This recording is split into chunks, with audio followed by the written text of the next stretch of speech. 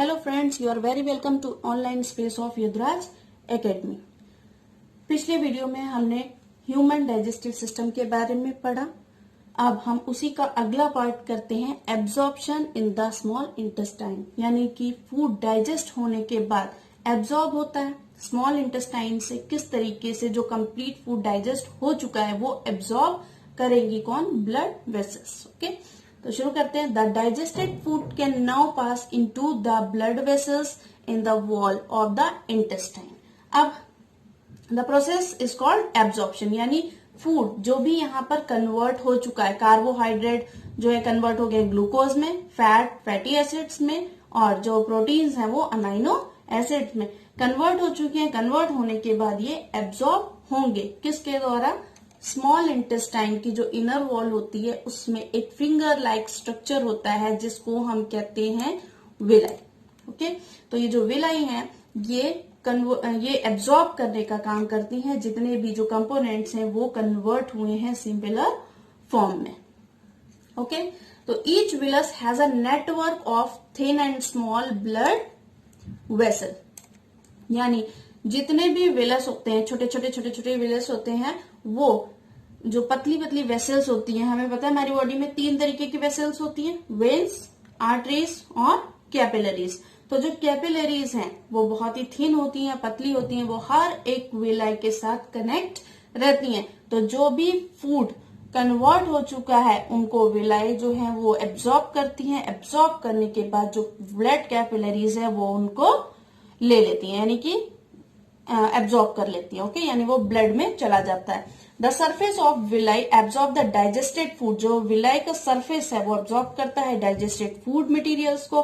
The absorb substance are transported via the blood vessels to different organs, यानी कि हमारी body के जितने भी ऑर्गन्स हैं जिनको फूड की जरूरत है, जितनी भी सेल्स हैं उनको फूड की जरूरत है, तो वो किसके द्वारा जाता है? ब्लड के द्वारा जाता है। और ब्लड यानी कि जो ब्लड वेसल्स कैपिलरीज हैं वो उस फूड को हर एक बॉडी ऑर्गन में पहुंचाने का काम करती हैं।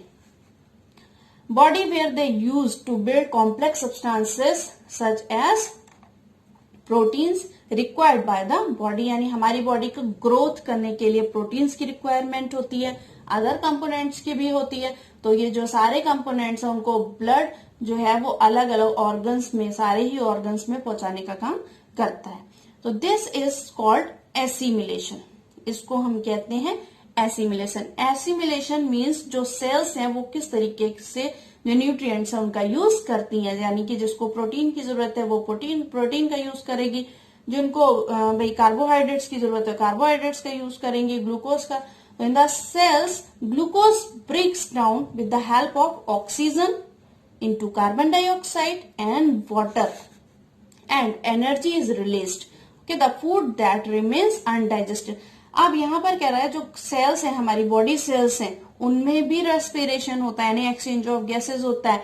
वो CO2 को बाहर करती हैं और ऑक्सीजन को लेती हैं, ऑक्सीजन वो ब्लड से लेती हैं। तो जो ग्लूकोज है यानी ग्लूकोज सेल्स में ब्रेक डाउन होगा, किसकी हेल्प से? ऑक्सीजन की हेल्प से।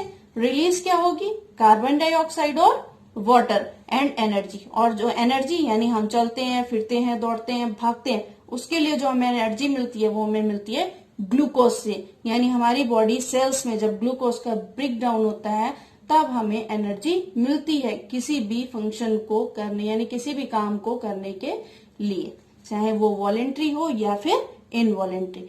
The food that remains undigested and unabsorbed enters into the large intestine. अब यहाँ पर कंप्लीट डाइजेशन खत्म हो चुका है स्मॉल इंटेस्टाइन में, तो जो भी अनडाइजेस्टेड फूड बचा हुआ है वो कहाँ जाएगा? लार्ज इंटेस्टाइन में।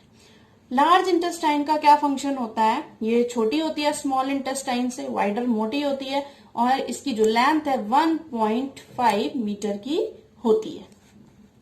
इट्स फंक्शन, इसका फंक्शन क्या है? Absorb water and some salts from the undigested food material, यानी जो अनडाइजेस्टेड फूड है उसमें जो भी वाटर है या फिर कुछ सॉल्ट्स हैं उनको क्या कर लेता है? एब्सॉर्ब कर लेती है ये लार्ज इंटेस्टाइन, और जो वेस्ट बचा हुआ है उसको रेक्टम में पास करने का काम करती है। रेक्टम में चला जाता है, उसके बाद जो भी सेमी सॉलिड फिकस यानी फिकस जो है वो एनएस के थ्रू बाहर रिमूव हो जाता है। ओके, एनएस from time to time, this is called egestion.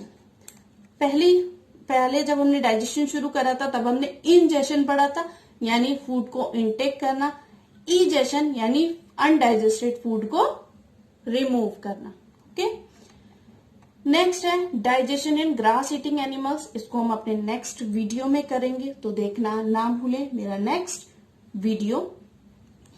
तब तक के लिए शुक्रिया, बहुत बहुत धन्यवाद देखने के लिए। Thank you.